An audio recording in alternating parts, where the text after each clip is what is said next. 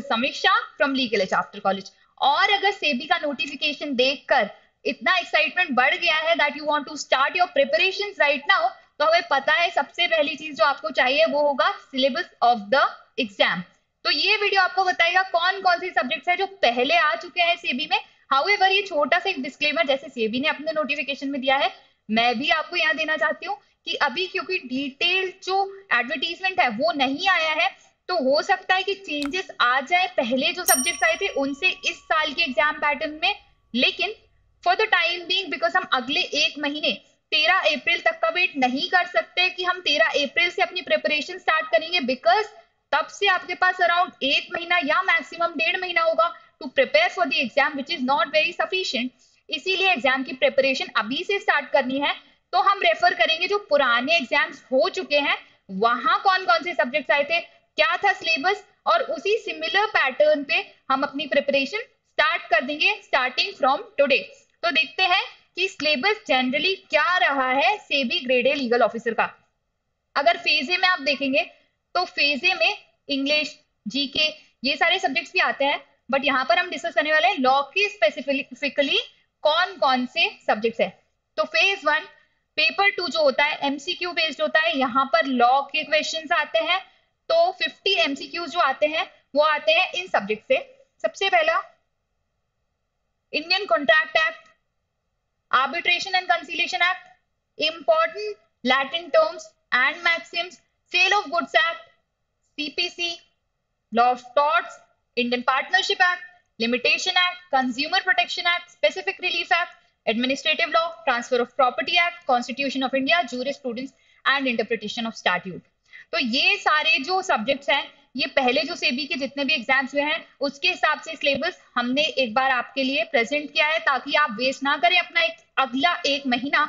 तो अगर पिक करना है, अगर प्रिपरेशन स्टार्ट करना है, तो इंपॉर्टेंट हो जाता है कि constitution, contract, TPA, arbitration conciliation act, CPC, torts, जो भी सब्जेक्ट्स बेसिकली यहाँ मेंशन्ड है ये बहुत बेसिक सब्जेक्ट्स ऑफ लॉ है, तो ये तो आना ही आना है एग्जाम में। तो अगर प्रिपरेशन स्टार्ट कर रहे हो तो pickup one of these subjects, ideally constitution से स्टार्ट करना, क्योंकि major chunk of your entire exam syllabus will be done after you're done with your constitution of India. ये तो गया फेज 1। अब फेज 2 में क्या डिफरेंस आता है? फेज 2 में आपने देखा होगा सेबी के नोटिफिकेशंस भी आते हैं, तो बहुत स्टूडेंट्स को ये डाउट होता है कि कौन कौन से नोटिफिकेशंस है जो पूछे जाते हैं। सेबी तो बहुत रेगुलरली नोटिफिकेशंस इशू करता है, तो क्या हर नोटिफिकेशन हमें याद करना है?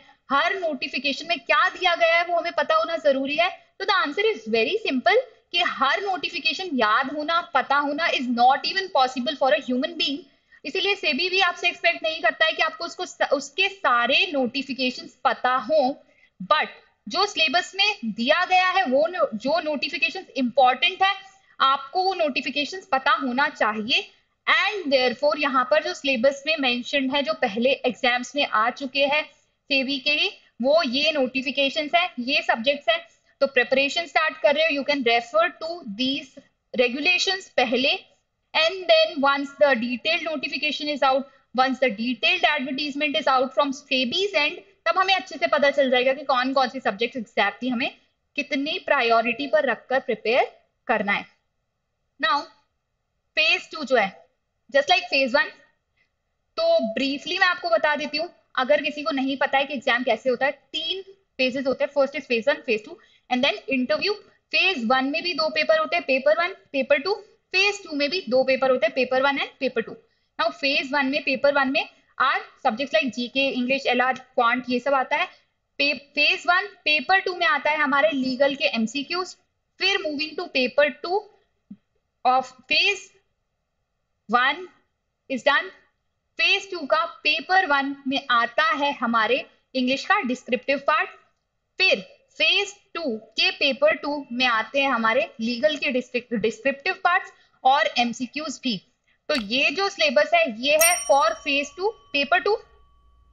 आईपीसी, नाउ आईपीसी में एक चीज इंपॉर्टेंट है यहाँ पर, क्योंकि ये ऑलरेडी रिप्लेस होने वाला है, हमें पता है इनैक्ट होने वाला है हमारा जो नया क्रिमिनल लॉ है, तो इसीलिए यहाँ पर इसको कंप्लीटली छोड़ मत देना, because questions where in comparison is done between IPC and the new act could be asked. तो कंप्लीटली आप इसको स्किप नहीं कर सकते हैं। तो आईपीसी पढ़कर जाना, वरना क्वेश्चंस अगर फ्रेम होते हैं in the form of what was the previous law and how it has been change, इस तरीके से डिस्क्रिप्टिव तरीके से आपसे पूछा जाता है, या एमसीक्यू के फॉर्म में भी पूछा जा सकता है दोनों एक्ट्स का कंपैरिजन। तो don't skip IPC so only thinking की इनैक्टमेंट होने वाला है नए लॉज का। Now moving to securities and exchange board of India, कौन सा procedure for holding inquiry and imposing penalty rules 1995। Next important notification rules regulation से भी क्या है, prohibition of insider trading regulations 2015 का, Indian evidence act, then securities appellate tribunal procedure rules जो आए हैं 2020 में, securities contract regulation, stock exchange and clearing operation regulation 2018 के, कोड ऑफ क्रिमिनल प्रोसीजर, फिर हमारा आ जाता है prohibition of fraudulent and unfair practices relating to securities market regulation 2003 का। तो ये सारे जो है रेगुलेशंस, इनको जरूर देख लेना, ये इंपॉर्टेंट है, ऑलरेडी आ चुके हैं एग्जाम में।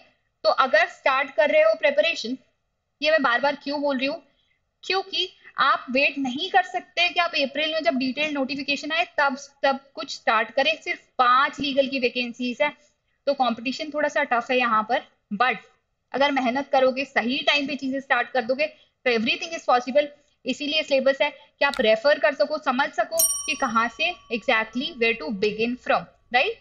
Now the next important regulation is depositories and participants regulation 2018, companies act, फिर आ जाता है substantial acquisition of shares and takeovers regulation 2011, फिर आता है हमारा securities and exchange board of India act 1992, limitation liability, depositories act, securities contract regulation act 1956, insolvency and bankruptcy code part 1 and part 2।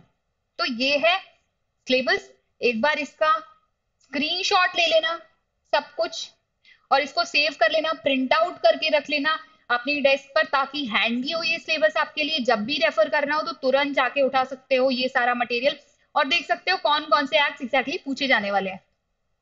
Now अगर ये सब समझ गए हो और लग रहा है कि फिर भी मुझे समझ नहीं आ रहा है कि मैं कैसे ये सारे रेगुलेशन समझूंगा, कैसे पूरा सिलेबस खुद से कवर करूंगा, don't worry, legal edge after college जो है, यहाँ पर हम स्पेसिफिकली फॉर बैंकिंग या लॉ ऑफिसर एग्जाम्स के लिए प्रिपरेशन करवाते हैं। तो अगर आपको ज्वाइन करना है हमारा ये बैच, तो जाना टॉप रैंकर्स के पोर्टल पर, वहां पर आपको मिल जाएगा बैंकिंग 1 करके कोर्स, जहां पर लॉ ऑफिसर्स के लिए प्रिपरेशन की जाती है। बहुत क्यूरेटेड कोर्स है, बहुत अच्छे से क्वेश्चन ड्राफ्ट होते हैं, आपको मॉक्स भी मिलते हैं, लाइव क्लासेस भी मिलती है, प्रैक्टिस क्वेश्चंस भी मिलता है। तो हमारे एंड से सब कुछ आपको मिलता है और आपको क्या करना होता है, बस पढ़ाई। हाउएवर कुछ लोग होते हैं जो नहीं एनरोल कर पाते हैं इन दीज कोर्सेज, उनके लिए हम वाईटी पर भी बहुत सारे इंपॉर्टेंट टॉपिक, सब्जेक्ट, सिलेबस, ये सारी चीजें कवर करेंगे। तो यहाँ पर तो सब्सक्राइब कर ही लेना। अपार्ट फ्रॉम दिस कुछ भी और चाहिए हमारे एंड से तो कमेंट कर देना और इस वीडियो को लाइक जरूर करना।